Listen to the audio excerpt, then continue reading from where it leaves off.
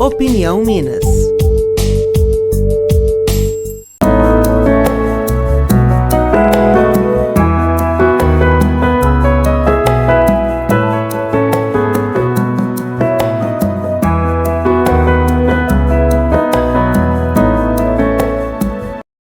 Este programa não é recomendado para menores de 12 anos. Olá, sejam todos muito bem-vindos a mais uma edição do Opinião Minas. E no programa de hoje, especial, vamos conhecer um pouco do trabalho de uma organização não governamental que existe há alguns anos e se encarrega de promover pesquisa, ensino e inovação. É o Instituto Minas Gerais. Isso porque o nosso estado sempre ocupou um lugar central na construção da história brasileira. Das cidades históricas às grandes transformações políticas e sociais do país, Minas carrega consigo uma tradição marcada pelo diálogo, pela articulação e pela capacidade de se reinventar. Caminhos que ela reinventa. Entre montanhas, memórias e movimentos, aprendemos a transformar a experiência em legado.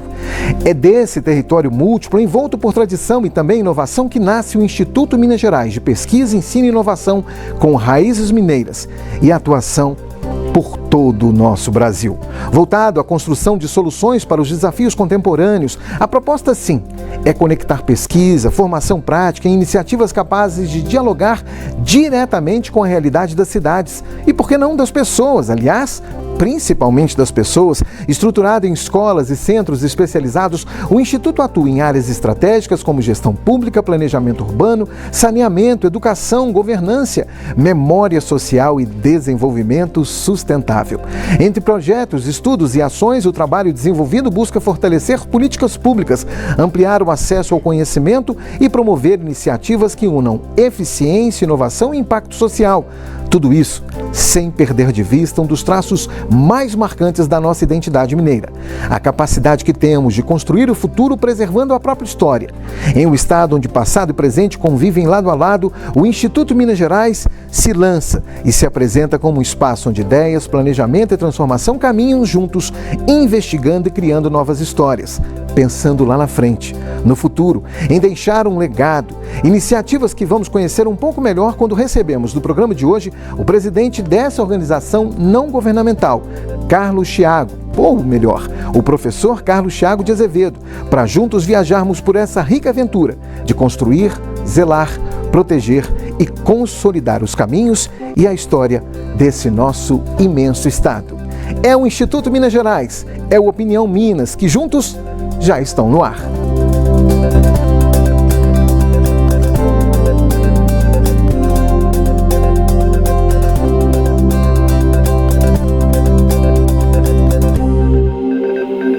Sempre muito bom contar com a sua companhia, Opinião Minas, que você já sabe, vai ao ar de segunda a sexta-feira, sempre de 1 a 1h30 da tarde, com representação sempre às 8h30 da noite. Além, então, do professor Carlos Thiago, que está aqui conosco, que é o presidente dessa ONG, o Instituto Minas Gerais, vai participar conosco desta edição especial, também estreando aqui no Opinião Minas, a nossa colunista, que foi especialmente convidada, supervisora de produção e programação de conteúdo para o web e também outras mídias da Empresa Mineira de Comunicação, a Maria Luísa Reis Jardim. E a vocês dois eu dou as boas-vindas, agradeço pela presença, que bom tê-los aqui conosco.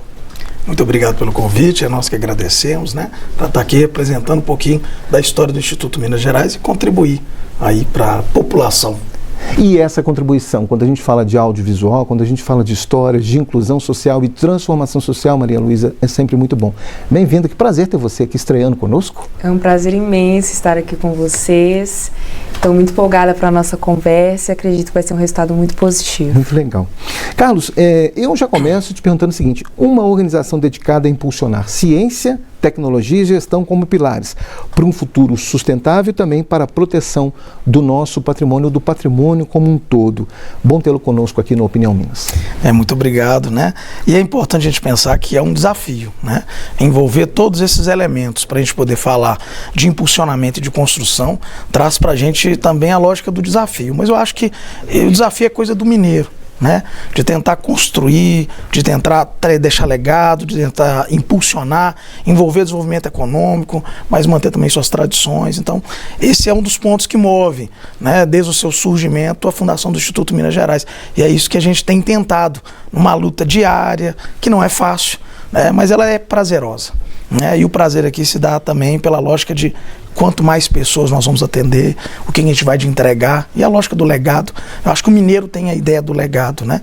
Nós somos muito modestos, o mineiro é muito modesto, mas a gente gosta de deixar uma história, um legado importante para o país. Esse legado, pensando em pessoas, Maria Luísa, é fundamental exatamente quando a gente fala dessa situação, né? E aí quando a gente está aqui dizendo de promover a ciência, a tecnologia, a gestão como instrumentos de transformação social, institucional e, por que não, econômica, integrando aí setores públicos, privados, o terceiro setor na construção de soluções sustentáveis, inovadoras e eficientes. Essa é a missão do Instituto Minas Gerais. Bom ter você aqui fazendo parte desse programa.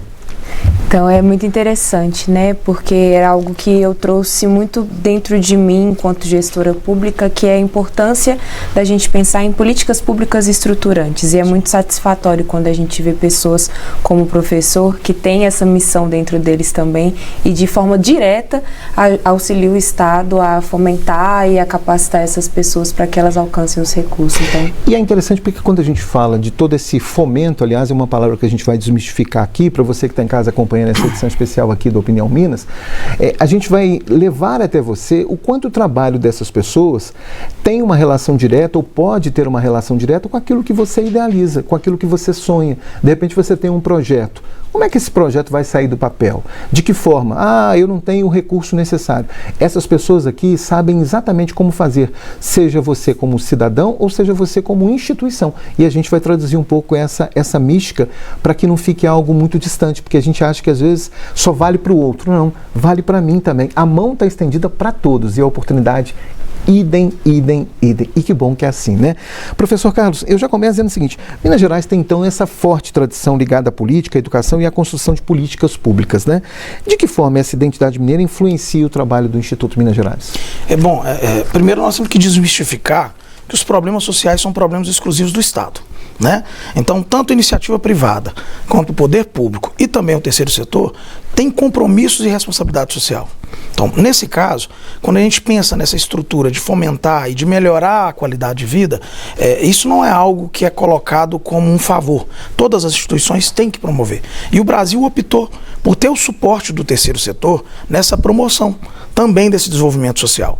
Enquanto eu tenho, né, nas indústrias, no comércio, o desenvolvimento econômico, a fomentação ao recurso financeiro, né, a dignidade do trabalho, o terceiro setor ele pode alcançar locais que às vezes o Estado não consegue. E a própria burocracia do Estado impede para tal.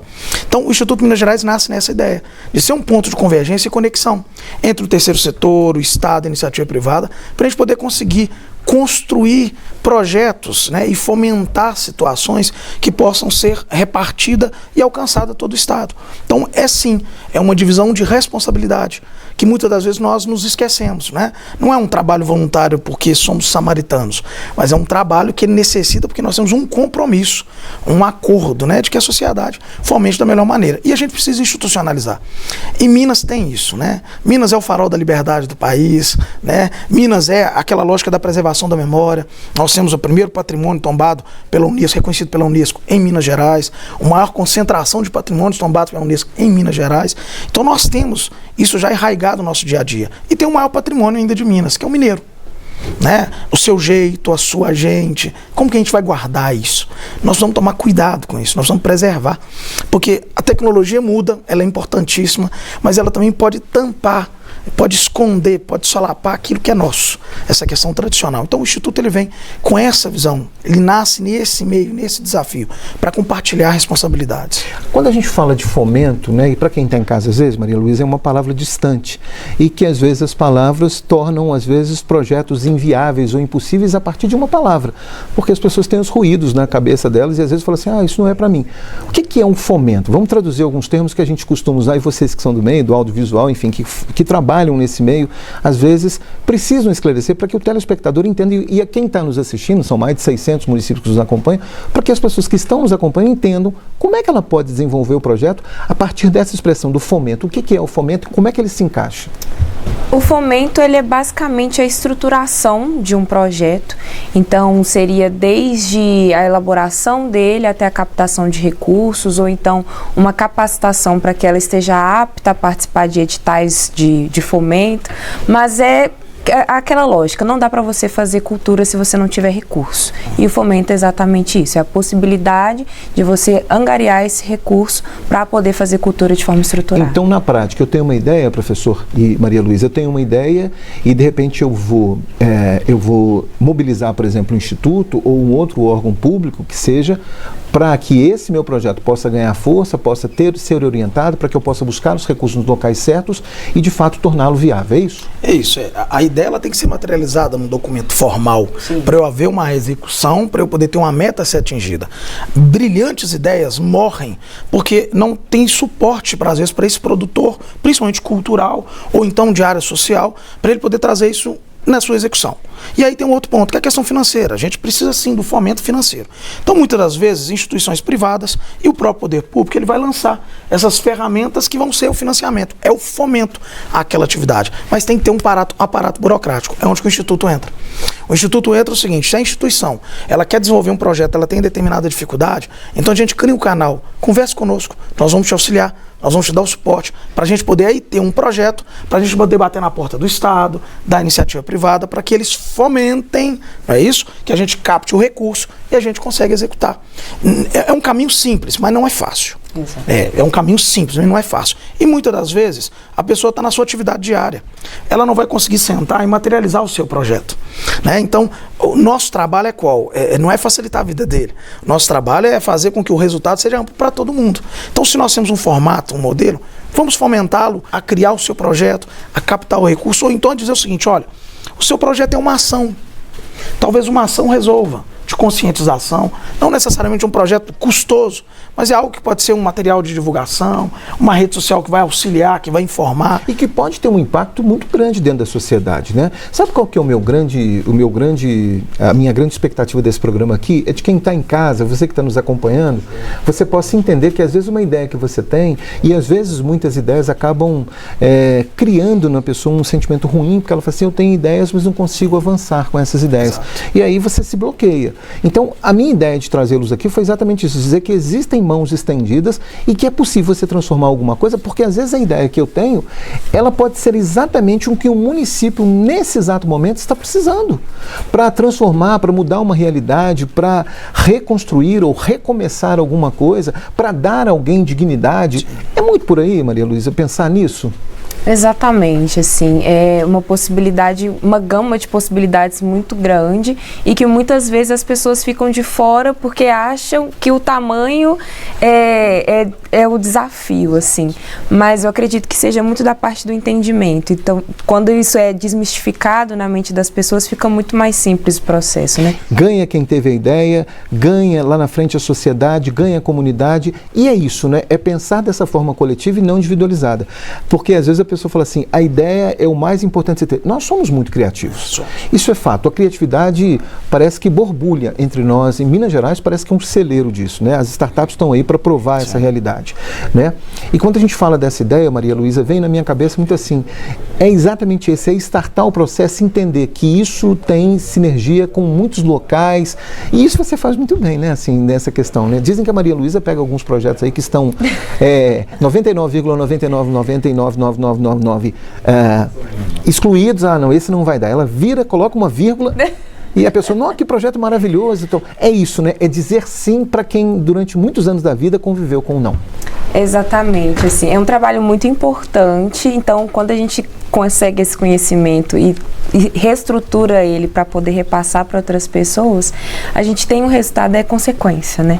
O resultado é consequência. Então a gente vê ali a coisa saindo do mundo das ideias, indo para o papel de forma estruturada e de forma pensada, e ver as coisas caminhando, o processo caminhando e acontecendo mesmo, vendo a transformação da vida das pessoas, é muito satisfatório. E a MC também, e eu tenho certeza que vocês vão estabelecer uma parceria muito rica, né? Com certeza. A MC NC, já estão parceiros. Preciso levar a Maria Luísa. A NC tem um trabalho forte no audiovisual, né, que resgata e, por exemplo, o telespectador tem acesso, por exemplo, pelo Minas Play, ele tem acesso a uma série de vídeos, uma série de exibições, todas elas oferecidas gratuitamente para a população, e as pessoas têm acesso a documentários, a coisas muito interessantes, Maria Luísa. Queria que você falasse desse trabalho e dessa integração com o público, já que a gente está dentro de uma emissora pública que tem isso para oferecer à população. Então, a Minas Play é uma plataforma de audiovisual na qual a gente recebe somente obras mineiras. Então, é uma oportunidade de divulgação e também do mineiro conhecer o que o mineiro está fazendo, né? Que a gente tem muito essa coisa de valorizar o que vem de fora e não olhar para dentro. É verdade. E Minas tem uma riqueza, assim, imensurável dentro do audiovisual, e hoje em dia tudo é audiovisual, né? As pessoas estão começando a entender essa valorização e a importância do audiovisual. Então, é uma oportunidade, assim, de se conhecer, de se autoconhecer e também de se mostrar para o resto do Brasil. A gente sempre fala aqui no Opinião Minas, a gente apresenta programas do interior, assim, no IGR, as instâncias de governança regional, a gente destaca o turismo dos municípios, né? Alguns municípios me surpreenderam muito significativamente aqui se apresentando, porque a gente vê a riqueza que existe, né, dentro dos municípios mineiros, muitas vezes desconhecida pela própria população. E é isso que precisa ser, dar essa visibilidade é fundamental. Você estava me falando, por exemplo, de uma iniciativa em que as pessoas contam as próprias histórias. Sim. Do Zito, por exemplo. Conta pra gente, para quem está em casa entenda. O Instituto Minas Gerais, ele tem departamentos que têm nome de mineiros. Então nós temos o Centro de Memória Carolina Maria de Jesus, né, que é uma homenagem a essa ícone da literatura brasileira e uma resistente. E temos também o Centro de Mineridades e Artes João Guimarães Rosa.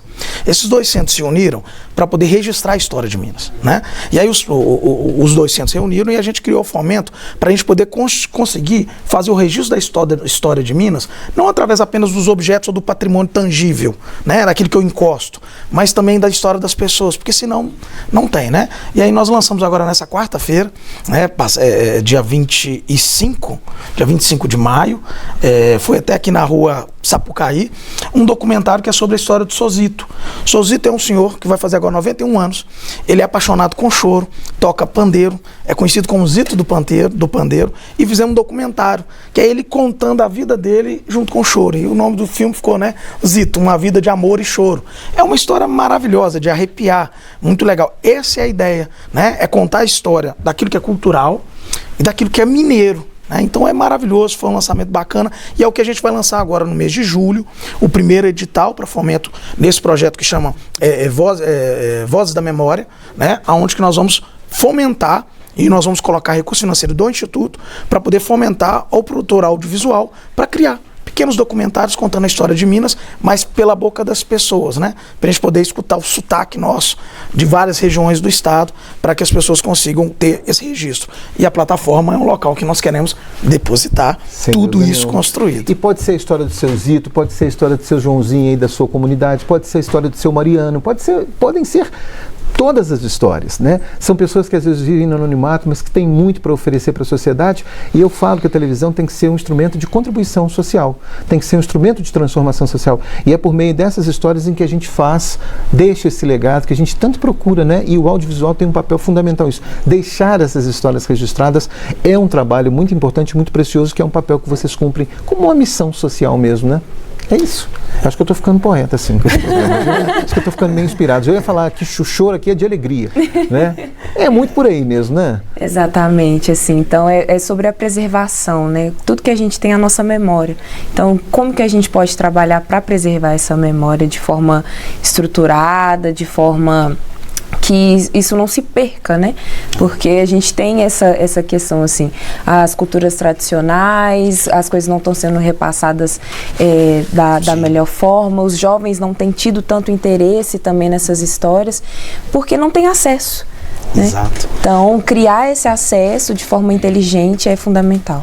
Gente, no programa de hoje, Opinião Minas, a gente está recebendo aqui para falar do Instituto Minas Gerais, que é uma ONG, uma organização não governamental, ou uma OSC, que é uma organização da sociedade civil, né? Fundamental dizer isso para você. A gente está recebendo aqui o professor Carlos Thiago Azevedo, que é o presidente dessa instituição e também conosco participa numa edição especial e de uma forma muito afetiva e muito carinhosa e muito prazerosa. A gente está recebendo aqui também a Maria Luísa Reis Jardim, que é supervisora de audiovisual aqui da Empresa Mineira de Comunicação, e a gente então está batendo um papo para dar a você vez e voz.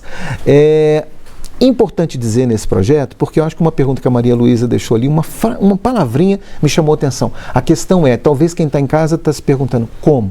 Como que isso chega até os municípios? Por intermédio de que?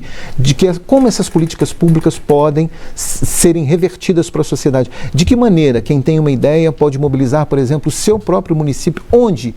Eu acho que esses são caminhos importantes. Daqui a pouquinho eu vou falar com você sobre História Sem Barreiras, porque é uma história muito interessante. Mas vamos falar como. Como é que as pessoas que estão nos assistindo podem ter acesso? Procuram quem?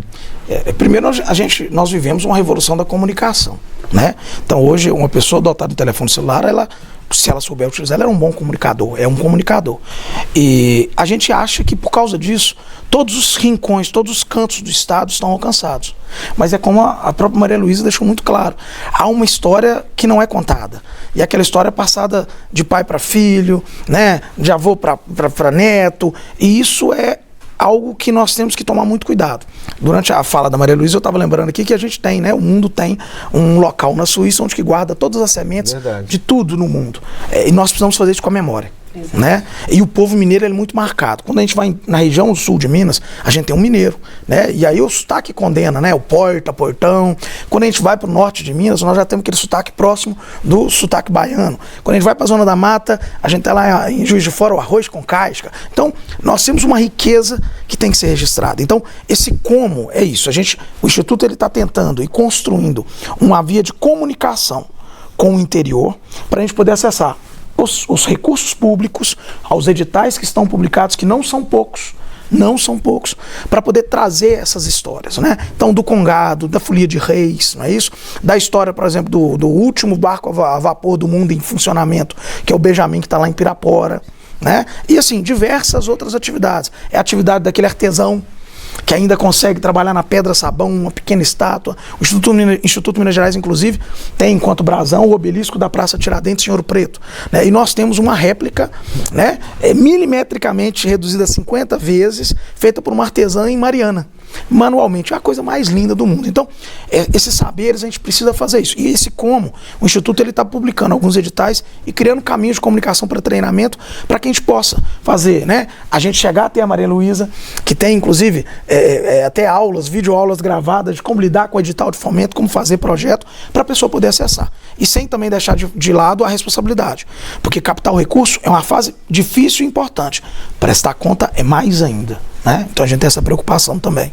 De levar esse trabalho para frente, né? Queria que você falasse, a gente está quase caminhando para o final do programa, né? Nem fizemos o intervalo, porque a conversa é tão boa e flui tão bem, eu tenho certeza. Eu queria só rapidamente que você dissesse o seguinte, por exemplo, uma prefeitura que de repente tem necessidade de um projeto e não sabe como. Nesse caso, é o quê? A Secretaria de Desenvolvimento Econômico, alguém de lá que procura o Instituto, que procura, por exemplo, pode procurar, por exemplo, aqui a EMC, enfim, como é que funciona esse processo para que isso possa ser startado?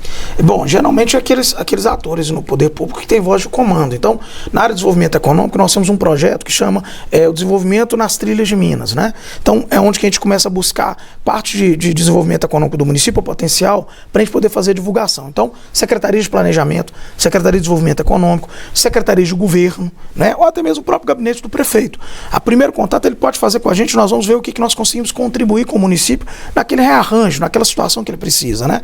Muitas vezes o município quer fazer um projeto de desenvolvimento econômico, mas ele não consegue ainda entender qual que é a vocação do município. Então nós conseguimos o quê? Fazer os estudos, fazer as pesquisas de campo, levantamento com dados, para poder orientar a política pública de maneira adequada. Então, esses secretários podem nos acessar. O secretário de Cultura, que às vezes ele fala, olha, eu estou com dificuldade com os meus produtores culturais aqui para acessar o meu próprio edital. Tem como, por exemplo, o Instituto criar uma estrutura que a gente pode colocar a pessoa para poder treinar e capacitar no nosso edital? Lógico. Esse é o nosso objetivo. E a partir daí, desencadeando isso, Maria Luísa, você pode, inclusive, promover e fomentar o desenvolvimento de outras áreas afins, né? Porque quando a gente fala, por exemplo, do turismo, que já é crescente no estado de Minas Gerais, é um marco, quando você desenvolve essas políticas públicas, isso pode desenvolver, trazer recursos para o município, sobretudo, muito importante, né?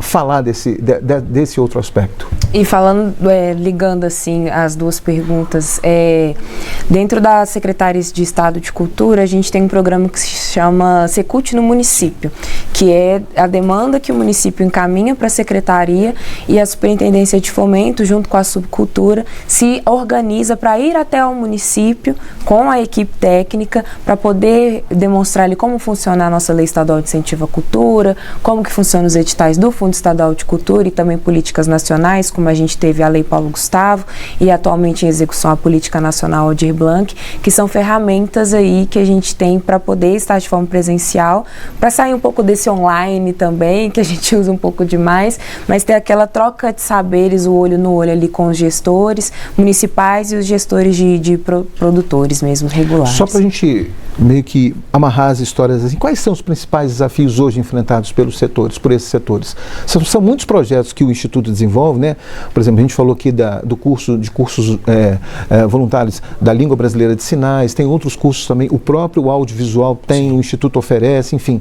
Quem quiser então se aperfeiçoar pode ter acesso a esses cursos, tem um site, um e-mail, que as pessoas possam buscar outras informações, professor? Sim, nós temos o site do Instituto, né, que é Instituto Minas Gerais. Vou pedir para colocar na tela, né? Vou pedir para colocar na tela aí pra gente. Tem os Instagrams, né? A gente tem o Instagram do próprio Instituto, Centro de Mineridades e Artes João Guimarães Rosa, que está lá também como ligado ao Instituto Minas Gerais. Então, nós temos alguns caminhos de comunicação. E outra é a lógica da demanda. O Instituto ele não consegue também deixar uma estrutura pronta para quando a pessoa precisar acessar. Então, quando há uma demanda, a gente começa a construir algo para poder atender aquela lógica da demanda, né? Então, um exemplo, nós temos uma parceria com a editora IMG, que a gente fomenta a produção de material de livros, né? Eu queria até mostrar um aqui, que é um livro que vai até... Nós inscrevemos ele no Prêmio Jabuti, né? E é um livro de uma menina que quando escreveu tinha 10 anos, que é a Nina Mendonça. A Nina Mendonça tinha um problema de ansiedade e durante o tratamento de ansiedade ela escreveu um livro, que é um livro fantástico, tá? Que é A Orelha que Precisava Falar. É o corpo dela conversando com ela, então é uma obra muito legal. E, por exemplo, a Nina escreveu o livro, o Instituto fez o fomento, lançou, publicou. Aqui a Nina entrou com a ideia, com o talento da Nina, não é isso? E o Instituto possibilitou que esse livro fosse publicado, que esse livro fosse disponibilizado, né? Então, são os editais que a gente também lança para esse tipo de fomento. Então, a pessoa vai procurar, vai buscar aquelas determinadas situações e nós vamos tentar materializar a lógica do projeto. Esse livro aqui é fantástico. Sem dúvida nenhuma. E é assim, escrevendo, contando histórias, expressando, colocando ideias para frente, não deixando as ideias ficarem guardadas numa gaveta, trazendo essas ideias, tendo os instrumentos adequados que a gente consegue promover e ajudar Minas Gerais a se tornar ainda maior. A gente vai então agradecer aqui ao professor Carlos Thiago Azevedo, do Instituto Minas Gerais. Obrigado pela presença. Volte mais vezes. Eu não fiz nem a metade das perguntas que eu gostaria, porque o assunto é tão bom. Agradecer também a você, Maria Luísa Reis Jardim, supervisora de audiovisual aqui da Empresa Mineira de Comunicação. E agradecer a você de casa, que todos os dias nos acompanha nesse programa Opinião Minas. Obrigado pelo carinho da sua companhia. Você pode rever os nossos programas nesse site que aparece para você, no nosso Instagram. Obrigado pelo seu carinho e até uma próxima oportunidade. Coloque as suas ideias para frente. Acredite, vale a pena. Minas Gerais precisa de você. Um abraço e até a nossa próxima oportunidade. Tchau.